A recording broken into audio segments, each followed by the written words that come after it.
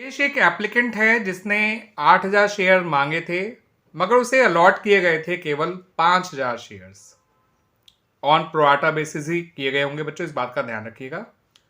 उसने application money जो कि ₹4 पर शेयर था, जिसमें ₹1 प्रीमियम के भी इंक्लूडेड थे, वो तो दे दिया था। मगर उसने ₹6 अलॉटमेंट के, जिसमें ₹2 प्रीमियम के भी हैं, वो नहीं पे करे हैं। ठीक है बच्चों। और इसने फाइनल कॉल भी नहीं पे करी है, जो कि ₹3 पर शेयर थी। यानी कि इसने एप्लीकेशन के ₹4, जिसमें 3 कैपिटल के और 1 प्रीमियम के हैं, वो पे कर दिए हैं। अलॉटमेंट के ₹6, जिसमें 4 कैपिटल के और 2 प्रीमियम के हैं, वो नहीं पे करे हैं। उसी तरह से फाइनल कॉल के ₹3, जो कैपिटल से जुड़े हुए ही हैं, वो भी नहीं पे करे हैं। इसने मांगे हैं 8,000 शेयर, इसे मिले हैं केवल 5,000 शेयर्स। ठीक है बच्चों, इस बात का ध्यान रखिएगा। अब इसके शेयर जो है वो फॉरफीट कर लिए गए बाय द कंपनी, और इसके फॉरफीट किए हुए शेयर्स में से केवल 3,000 शेयर्स को ही रीइश्यू किया गया है by the company at the rate ₹12 पर share as fully paid up. यानी कि इन 3,000 शेयर्स को जो रीइश्यू किया गया है बाय द कंपनी, वो प्रीमियम पे रीइश्यू किया गया है, क्योंकि फुली पेड अप का मतलब होता है कि आप शेयर कैपिटल में फेस वैल्यू को क्रेडिट करेंगे at the time of reissue of the forfeit shares, और बैंक में आप डेबिट करेंगे ₹12, जो कि फेस वैल्यू से ज़्यादा है। इसका मतलब ये शेयर जो रीइश्यू किए गए हैं वो प्रीमियम पे रीइश्यू किए गए हैं, इस बात को ध्यान रखिएगा। और जो ध्यान रखने की बात है वो ये कि राजेश ने अप्लाई 8,000 शेयर के लिए किया था, उसे अलॉट केवल 5,000 शेयर ही किए गए हैं बाय द कंपनी। तो इसका मतलब उसका 3,000 शेयर्स का एप्लीकेशन मनी एक्स्ट्रा आया हुआ है। इंटू 4 कर दीजिए, यानी उसका ₹12,000 एक्स्ट्रा एप्लीकेशन मनी आया हुआ था, जिसको कंपनी ने आगे अलॉटमेंट में फॉरवर्ड कर दिया होगा। तो जब आप इसका अलॉटमेंट का अरियर निकालेंगे तो 5,000 इंटू 6, 30,000 मत लिखिएगा, उसमें से 12,000 कम कर दीजिएगा, जो पहले का आया हुआ है एप्लीकेशन से अलॉटमेंट की तरफ।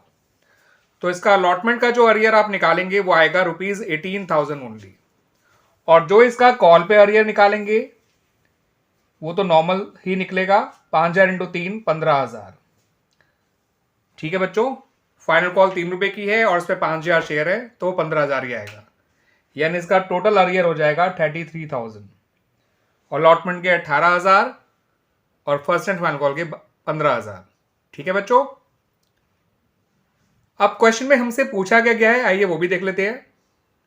क्वेश्चन में कहा गया है कि what amount would be reflected in share forfeiture account upon the forfeiture of shares held by Rajesh.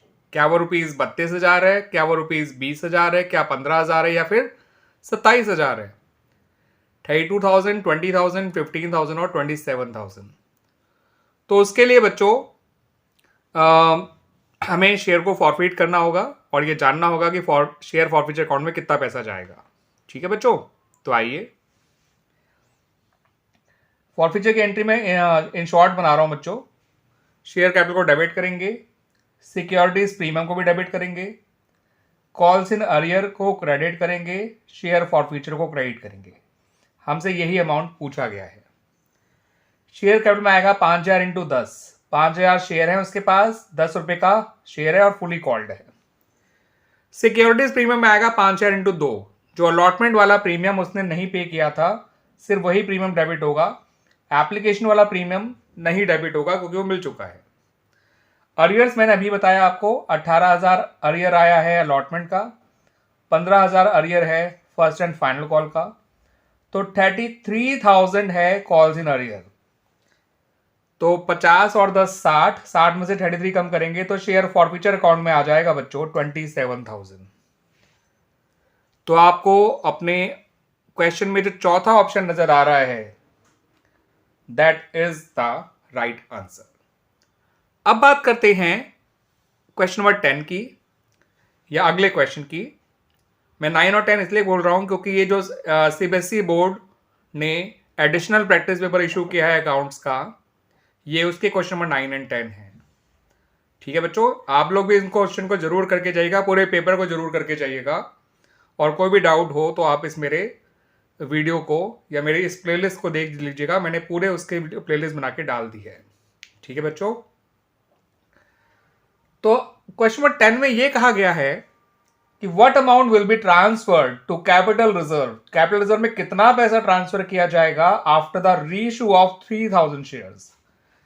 क्योंकि 5000 शेयर फॉरफिट जरूर करे गए हैं, लेकिन रीइश्यू केवल 3000 शेयर्स को ही किया गया है बाय द कंपनी। तो रीइश्यू हमने अभी आपको पता है बच्चों कि प्रीमियम पे हुआ था। तो रीइश्यू को इन शॉर्ट में लिख रहा हूं बैंक, कैपिटल और प्रीमियम। बैंक में आएगा 3000 इंटू 12 36,000। कैपिटल में आएगा 3000 इंटू 10 30,000। प्रीमियम में आएगा 3000 इंटू 2 6,000। सही है बच्चों। अब गेन ऑन रीइश्यू कितना है हमसे वो पूछा गया है, तो मैं बता दूं बच्चों कि गेन ऑन रीइश्यू कितना होगा। टोटल फॉरफिट अमाउंट आपका है 27,000, मगर ये तो 5000 शेयर का है। शेयर्स तो रीइश्यू किए गए हैं केवल 3000 और उनके रीइश्यू पे डिस्काउंट कोई नहीं अलाउ किया गया है, क्योंकि शेयर्स का रीइश्यू तो प्रीमियम पे किया गया था। तो आमतौर पे हमें गेन निकालने के लिए जितना फॉरफिट अमाउंट होता है उन फॉरफिट शेयर्स का, जिन शेयर्स को रीइश्यू किया गया, उसमें से उनका जो डिस्काउंट अलाउ किया गया है वो माइनस कर देना चाहिए, discount allowed at the time of reissue. मगर कोई भी डिस्काउंट अलाउ नहीं किया गया है at the time of reissue, that's why मैंने यहाँ पे 0 लिख दिया है। और पूरे 5000 शेयर रीइश्यू नहीं हुए थे, दैट्स वाई हमने इस तरह से 3000 शेयर्स का फॉरफिट अमाउंट जानने के लिए टोटल फॉरफिट अमाउंट को जितने शेयर फॉरफिट किए उससे डिवाइड कर दिया, जितने शेयर रीइश्यू किए उससे मल्टीप्लाई कर दिया। ठीक है बच्चों। अब 27,000 को 5 से डिवाइड करिए तो ये आएगा आपका 3,400, सॉरी 5,400। ठीक है बच्चों, इंटू 3 कर दीजिए, ये आ जाएगा 16,200 16,200। 27,000 divided by 5 is 5,400 into 3 is 16,200। तो right answer is option number A 16,200। Clear बच्चों। एंड ये दोनों ही क्वेश्चन काफी इंपॉर्टेंट है, काफी अच्छे क्वेश्चन भी हैं related to pro rata allotment and forfeiture of shares. ठीक है बच्चों, तो इन क्वेश्चन को जरूर करके जाएगा। They are very very important questions. Clear बच्चों।